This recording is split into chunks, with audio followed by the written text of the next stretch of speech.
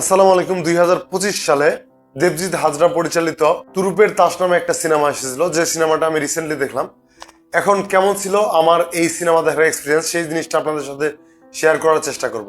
এই সিনেমাতে কেন্দ্রীয় চরিত্রে অভিনয় করেছে সৌরভ দাস এবং তার পাশাপাশি রজত দত্ত সহ আরো বেশ কিছু অভিনেতারা অভিনয় করেছেন। তো এই সিনেমার জন্য আমার কাছে বেশ কিছু ভালো দিক এবং বেশ কিছু খারাপ দিকও রয়েছে। তো শুরুতে যদি এই সিনেমার ভালো দিকগুলো বলি, তাহলে বলবো যে এই সিনেমাটা হচ্ছে একটা থ্রিলার সিনেমা, যে সিনেমাটা মাঝে মাঝে আপনাকে থ্রিল অনুভব করাতে পারে, মাঝে মাঝে সাসপেন্স দিতে পারে। তার পাশাপাশি এই সিনেমাতে যে সকল অভিনেতারা অভিনয় করেছেন তাদের বেশিরভাগ অভিনেতাদের অভিনয়ই বেশ ভালো। বিশেষ করে সৌরভ দাস এবং রজত দত্তর অভিনয় আমার কাছে ব্যক্তিগতভাবে বেশ ভালো লেগেছে। ইন্ডিয়ার যত অভিনেতাদের অভিনয় আমি দেখি তার মধ্যে সৌরভ দাস অন্যতম।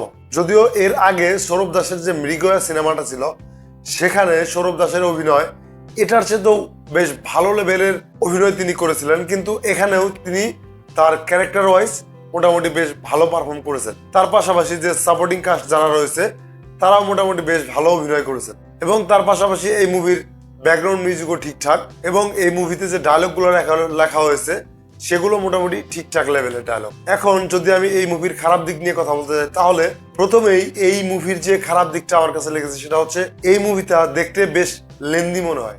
যদিও এই মুভিটা 2 ঘন্টা একটু বেশি সময়ের একটা মুভি, কিন্তু তারপরেও এই মুভিটা দেখতে বেশ লেন্দি লাগে বিকজ অফ এর স্টোরি টেলিং এর মধ্যে মোটামুটি বেশ কিছু দুর্বলতা রয়েছে। যদিও এটা সাসপেন্স থ্রিলার মুভি, কিন্তু তার মধ্যেও সাসপেন্স গুলোকে ঢেকে রাখার জন্য এই মুভিকে টেনে লম্বা করা হয়েছে, এবং যেটা ভিউইং এক্সপিরিয়েন্সকে মোটামুটি খারাপ করে দেয়। তার পাশাপাশি শুরুর কিছু দৃশ্যে এই সিনেমাটা দেখতে শুরু করলে তখন এটাকে নাটক ফিল হয়। এটাকে কোনোভাবেই খুব ভালো একটা মেইন স্ট্রিম সিনেমা হিসেবে ট্রিট করতে পারে না, বিশেষ করে শুরুর দিকে। এবং আরো একটা দিক হচ্ছে যে এই সিনেমার যে ক্লাইম্যাক্সটা রাখা হয়েছে, সেই ক্লাইম্যাক্সটা আমি আরো একটু সাসপেন্সফুল হবে বলে ভেবেছিলাম, কিন্তু আনফর্চুনেটলি সেটা হয়নি।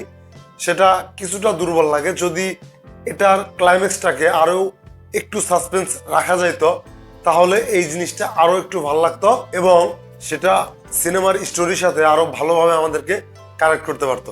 ওভারঅল যদি আমি এই সিনেমা নিয়ে কথা বলি, তাহলে আমার কাছে এটা একটা অ্যাভারেজ মানের সিনেমা, যেটা সর্বোচ্চ একবারের জন্য হলেও দেখা যায়।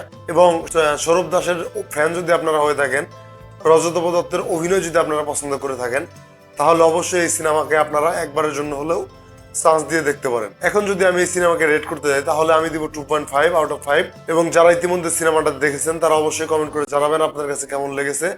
আর যারা দেখেননি তারা একবারের জন্য ট্রাই করতে পারেন। আজকের মতো এই পর্যন্তই। সবাইকে ধন্যবাদ। আসসালামু আলাইকুম।